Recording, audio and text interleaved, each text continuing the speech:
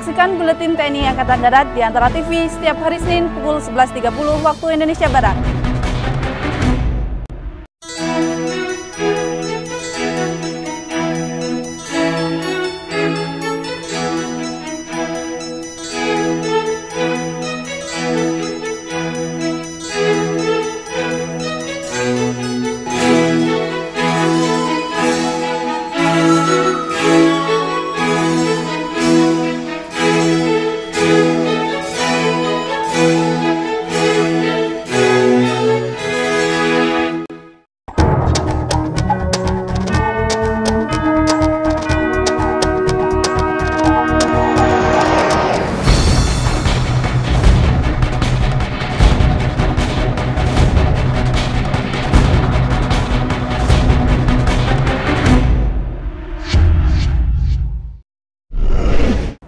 Selamat siang pemirsa, Buletin TNI Angkatan Darat kembali hadir di hadapan Anda edisi 6 Juli 2015 bersama saya Serdakwat Rizka Nurjana. Selama 30 menit ke depan, Anda dapat saksikan berita di segmen 1, dialog di segmen 2, dan feature serta serba-serbi di segmen 3. Pemirsa, saya awali berita di segmen 1. Kepala Staf Angkatan Darat Jenderal TNI Gatot Nurmantio menerima laporan Korps kenaikan pangkat 11 perwira tinggi Angkatan Darat di Ghost House Mabesat Cilangkap, Jakarta, Rabu lalu. Berikut berita selengkapnya.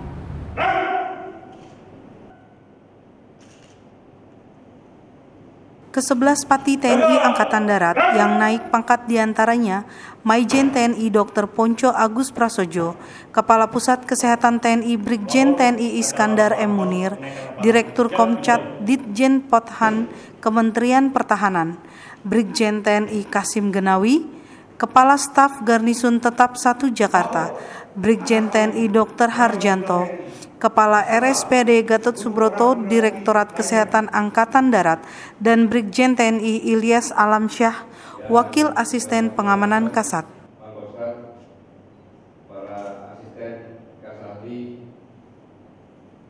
Kasat mengatakan anugerah kenaikan pangkat patut disyukuri, selain membawa manfaat bagi para perwira dan keluarga, juga bermanfaat bagi satuan di mana para perwira berada dan bertugas, sehingga diharapkan dapat menjadi pendorong tumbuhnya etos kerja di satuan masing-masing.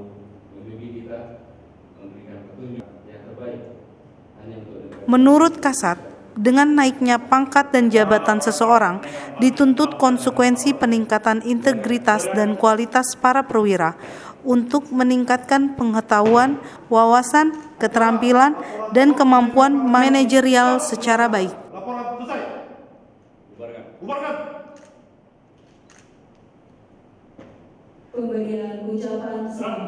Kasat mengharapkan kenaikan pangkat ini akan memberi dorongan bagi para perwira untuk semakin baik dalam memberikan pelayanan kepada prajurit bawahannya dan terjalin keharmonisan di dalam organisasi sehingga tujuan organisasi dapat tercapai. Kepala Staf Angkatan Darat Jenderal TNI Gatot Nurmantio memberi arahan kepada perwira tinggi se-Garnisun Jakarta, perwira menengah Mabesat di Jakarta Senin lalu.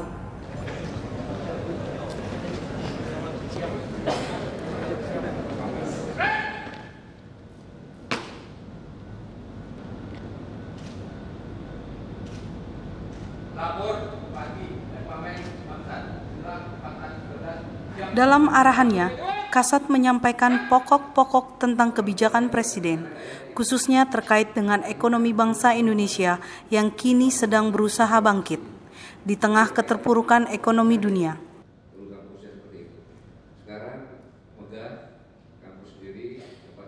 Menurut Kasat, keterpurukan ekonomi ini sebagai dampak proxy war, yaitu adanya usaha membuat harga minyak semakin tidak menentu. Banyak negara penghasil minyak yang mengalami keterpurukan ekonomi, seperti Rusia. Selain itu, Kasat juga menyampaikan komitmen Presiden tentang kebijakan untuk meningkatkan kesejahteraan prajurit, di antaranya melalui adanya kenaikan gaji dan lauk pauk prajurit, serta kenaikan tunjangan kinerja. Pada pengarahan yang dihadiri oleh Wakasat, Pangkostrat, Pangdam Jaya, serta para pejabat teras TNI Angkatan Darat ini, Kasat juga menegaskan agar mewaspadai adanya isu-isu yang berkembang di lingkungan masyarakat yang ingin memecah belah TNI pada umumnya dan TNI AD khususnya. Pada akhir pengarahannya, Kasat Jenderal Gatot Nurmantio menyampaikan pencalonan dirinya sebagai calon Panglima TNI merupakan keberhasilan semua warga Angkatan Darat yang telah bekerja dengan baik. Oleh karenanya, Kasat meminta semua prajurit TNI Angkatan Darat tetap melaksanakan tugasnya dengan baik, dengan penuh semangat demi kejayaan TNI Angkatan Darat di masa depan. Pemirsa, di segmen 2 akan ditayangkan dialog dengan Kepala Instalasi Rehab Medik RSPAD Gatot Subroto, Direktorat Kesehatan Angkatan Darat. Tetaplah di Buletin TNI Angkatan Darat.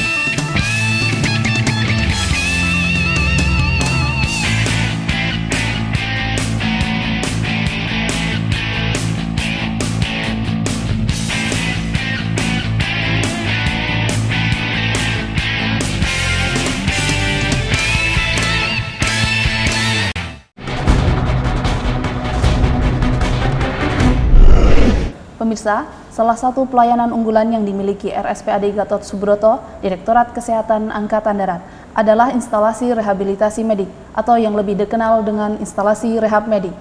Untuk mengetahui peran instalasi yang diawaki oleh para dokter dan tenaga-tenaga medis profesional dalam dukung tugas pokok TNI Angkatan Darat, telah hadir di studio kami Kepala Instalasi Rehab Medik RSPAD Gatot Subroto, Kolonel CKM Dr. Susanto Jafri, dan Kopral Kepala Remington, salah satu penyandang disabilitas.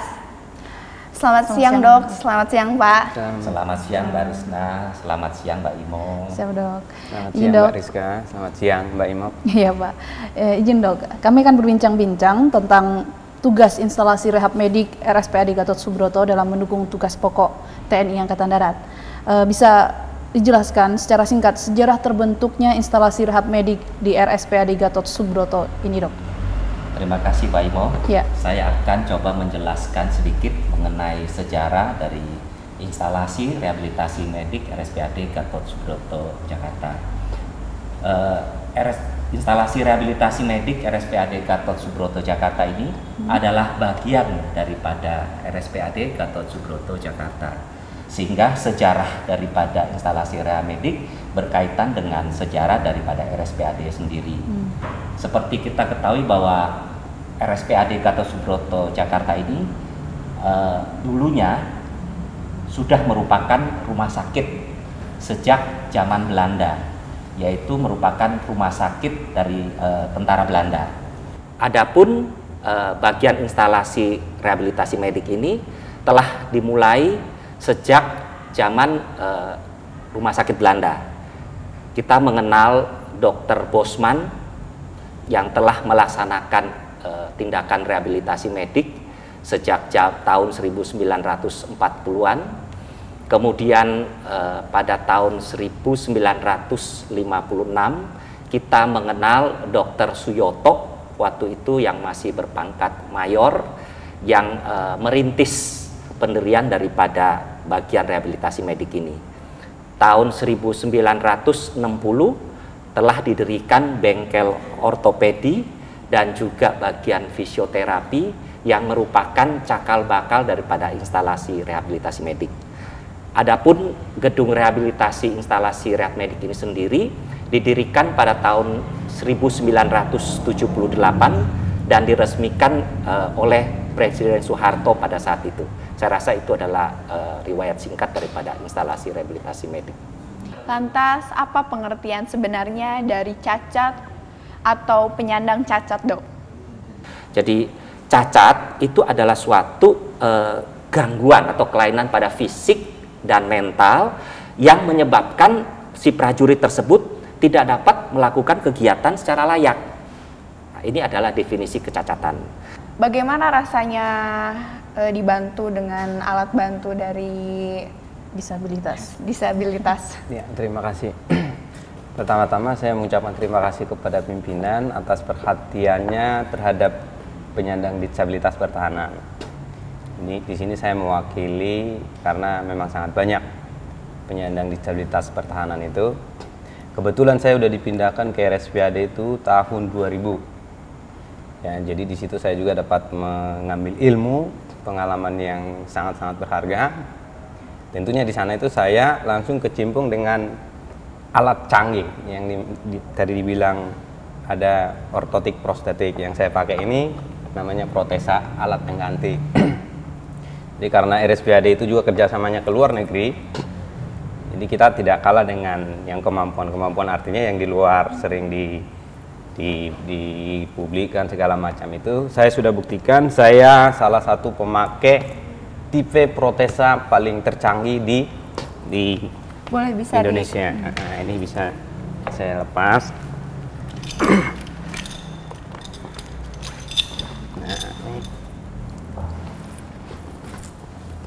Jadi ini saya pakai sampai atas lutut. Sejak kapan pemakaian alat bantu dan apa manfaatnya bagi Bapak khususnya di kedinasan? Ini saya pakai tahun 2003, artinya untuk tipe yang terbagus. Jadi dengan saya pakai tipe terbagus ini, saya sangat dibantu, artinya saya bisa mampu untuk melaksanakan tugas seperti tentara biasa. Jadi saya juga memotivator teman-teman biar dia juga mampu. Ternyata ya penyandang cacat itu setelah direhabilitasi kita masih mampu sama seperti teman kita yang lain. Mohon dijelaskan tentang pelayanan dan sarana yang tersedia di instalasi rehab medik ini, Dok. Terima kasih Bu Aba Rizka. Ya, perlu saya jelaskan bahwa kalau untuk kemampuan dan fasilitas di instalasi rehabilitasi medik, pertama adalah kami mempunyai tenaga dokter-dokter spesialis rehabilitasi medik yang sangat profesional, ya. Ini untuk konsultasi, untuk pemeriksaan. Kemudian kami mempunyai pelayanan fisioterapi, di mana di sini fungsinya adalah untuk memulihkan kembali pasien-pasien yang mengalami gangguan gerak maupun gangguan fungsi seperti Parkinson. Kemudian yang berikutnya kami juga mempunyai pelayanan terapi wicara. Di sini fungsinya adalah memulihkan kelainan-kelainan komunikasi, kelainan berbicara maupun kelainan-kelainan menelan. Contohnya pada pasien pasca stroke. Kemudian yang ketiga kami juga memberikan pelayanan di bidang okupasi terapi. Dalam hal ini kami memulihkan kemampuan daripada seorang prajurit untuk melaksanakan fungsi-fungsi kehidupan sehari-hari. Dan yang terakhir, seperti yang dipergunakan oleh Pak Remington ini, kami ada pelayanan ortotik prostetik, yaitu pemberian alat bantu, contohnya korset, itu alat bantu. Kemudian ada lagi namanya alat pengganti anggota tubuh yang hilang, contohnya adalah kaki palsu maupun tangan palsu. Ini adalah fasilitas-fasilitas yang kami miliki. Kemudian untuk alat, kami mempunyai beberapa alat yang pada saat ini di RSPAD mungkin termasuk sangat canggih dan baru dimiliki oleh RSPAD Gatot Subroto. Contohnya adalah kami mempunyai immobilizer. Ini adalah suatu alat yang dapat kita pergunakan untuk melatih pasien-pasien pasca stroke yang menderita gangguan keseimbangan. Ya, ini adalah IMUF. Kemudian kami mempunyai alat lain yang juga mungkin sekarang hanya dimiliki oleh RSPAD Gatot Subroto, yaitu record sling terapi. Ini adalah suatu alat untuk melatih kekuatan daripada pasien yang baru sembuh dari penyakit berat atau baru mengalami suatu operasi. Kemudian kami juga mempunyai ruangan untuk melaksanakan terapi kelompok untuk klub senam, dan kami juga mempunyai kolam renang, yaitu hidroterapi untuk melaksanakan senam dengan air panas. Ini mungkin adalah yang pertama di Jakarta, mungkin di Indonesia.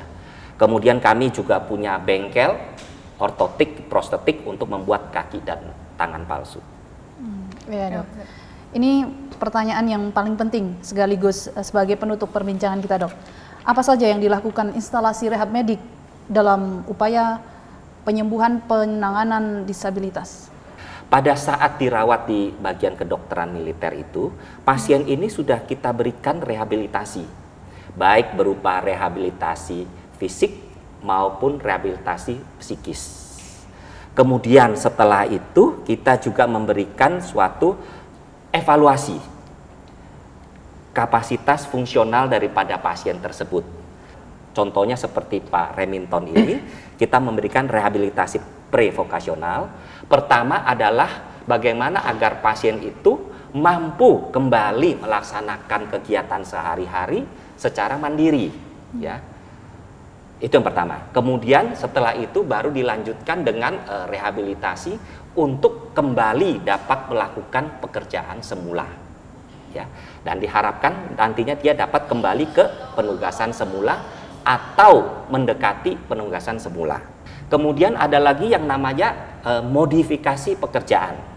Jadi tadinya Pak Remington ini harus menulis dan bekerja dengan tangan kanan.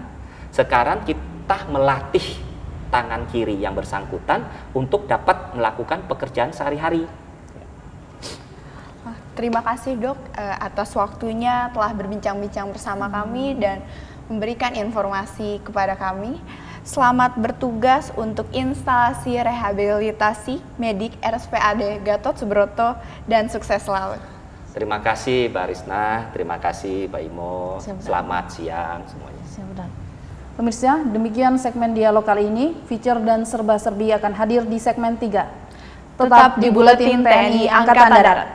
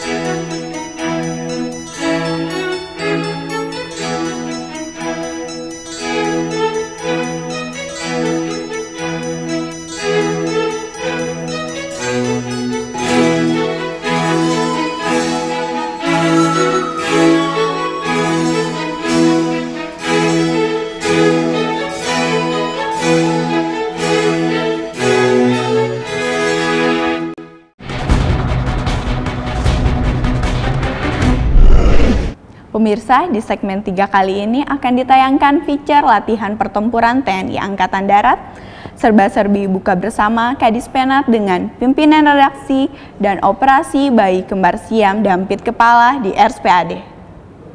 Berikut tayangan feature latihan pertempuran TNI Angkatan Darat.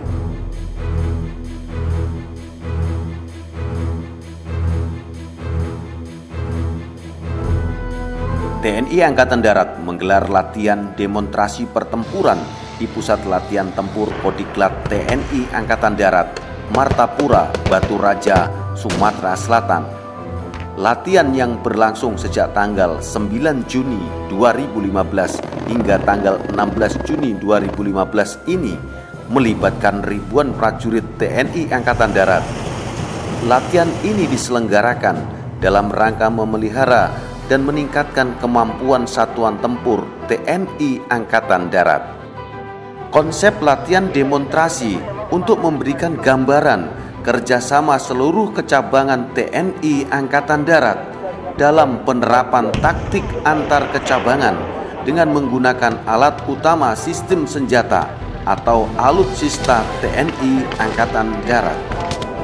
Kepala Staf Angkatan Darat Kasat Jenderal TNI Gatot Nurmantio mengatakan latihan terbesar yang digelar TNI Angkatan Darat ini bertujuan untuk meningkatkan profesionalisme prajurit dalam menjaga keutuhan wilayah Negara Kesatuan Republik Indonesia. Latihan demonstrasi pertempuran TNI Angkatan Darat, Brigade Tim Pertempuran diperkuat 2 kompi tank terdiri atas 1 kompi tank Scorpion dan 1 kompi tank MBT Leopard bergerak taktis menuju sasaran yang sudah dikuasai musuh, melakukan pertempuran dan memberikan bantuan tembakan di darat. Setelah sasaran dapat direbut, dilanjutkan dengan operasi mobilisasi udara dengan menggunakan sejumlah helikopter untuk melakukan pengejaran terhadap musuh yang tersisa. Operasi mobil udara didahului dengan tembakan 4 unit helikopter serang Mi-35 untuk membersihkan daerah yang akan didarati oleh pasukan penyerbu. Kemudian helikopter serang Mi-35P terbang rendah guna menghindari dan memperkecil peninjauan dan bidikan dari tembakan musuh. Heli menembak sasaran di belakang inti pertahanan musuh menggunakan roket anti personil dan kanon 30 mm. Disusul di belakangnya 2 unit heli Mi-35P lainnya bergerak maju menembak ke sasaran yang sama. Helikopter kawal mobilisasi udara selanjutnya yang melaksanakan air cover melindungi helikopter yang membawa pasukan penyerbu mengarah ke daerah pendaratan.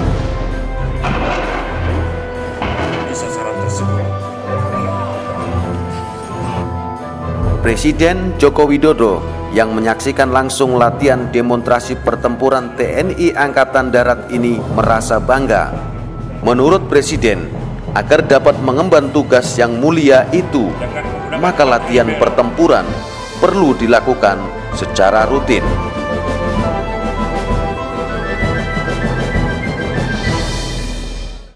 Tim dokter RSPAD berhasil mengoperasi bayi kembar siam dampit kepala pada tahap pertama di Jakarta Sabtu lalu.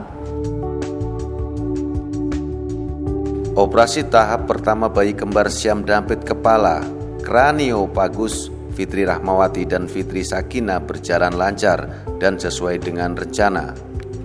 Proses operasi berlangsung sekitar 8 jam. Ketua tim dokter Kolonel Dr. Asropi S. Surahman menjelaskan tim dokter yang menjalankan operasi sebanyak 100 orang. Tim ini merupakan gabungan dari RSPAD Gatot Subroto dan RSUP Dr. Sarjito Yogyakarta. Bayi Fitri Rahmawati dan Fitri Sakinah dilahirkan Hadijah berusia 28 tahun, pekerjaan ibu rumah tangga, sedangkan suaminya Sahbani berusia 32 tahun. Menurut Asropi, dalam menangani kasus bayi kembar ini memiliki tingkat kesulitan yang cukup tinggi dan operasi menjadi pilihan untuk menyelamatkan kedua bayi tersebut. Dipilihnya RSPAD Gatot Subroto sebagai tempat pelaksanaan operasi karena memiliki fasilitas yang cukup untuk menangani operasi bayi tersebut.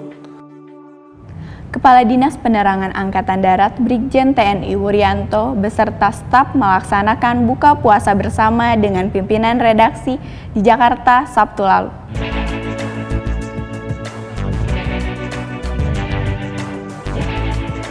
Pemimpin redaksi yang hadir pada buka bersama ini antara lain dari SCTV, Indosiar, TVO Channel, dan Liputan6.com.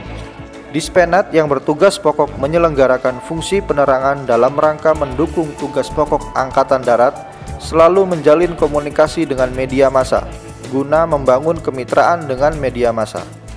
Salah satu kegiatan membangun kemitraan dengan media massa dilakukan melalui silaturahmi atau pertemuan informal. Bertepatan dengan bulan Ramadan, silaturahmi digelar melalui buka puasa bersama pemimpin redaksi media massa. Pada kegiatan buka puasa bersama ini, Kadispenat dan pemimpin redaksi saling bertukar informasi terkait tugas masing-masing dan diskusi untuk meningkatkan peran masing-masing sesuai bidang tugasnya. Kadispenat Brigadir Jenderal Wuryanto pada kesempatan ini menyampaikan terima kasih kepada para pemimpin redaksi atas kerjasamanya selama ini dan mengharapkan di masa depan kerjasama dapat ditingkatkan lagi. Pemirsa, demikian tayangan Buletin TNI Angkatan Darat edisi 6 Juli 2015. Semoga informasi yang kami sajikan dapat meningkatkan rasa cinta kita kepada Negara Kesatuan Republik Indonesia. Saya Serdako Rizka, pamit undur diri, terima kasih atas perhatiannya, dan sampai jumpa Senin depan. Salam.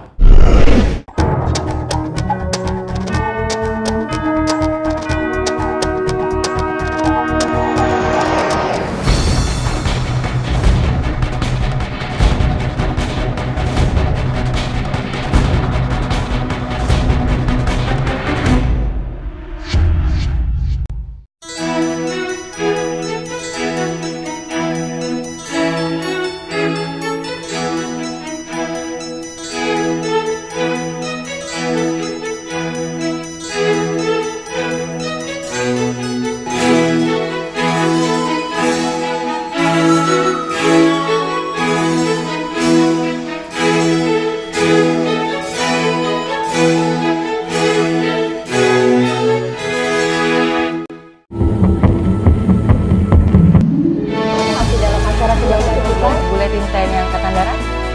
Pemirsa, saat ini saya berada di desa merupakan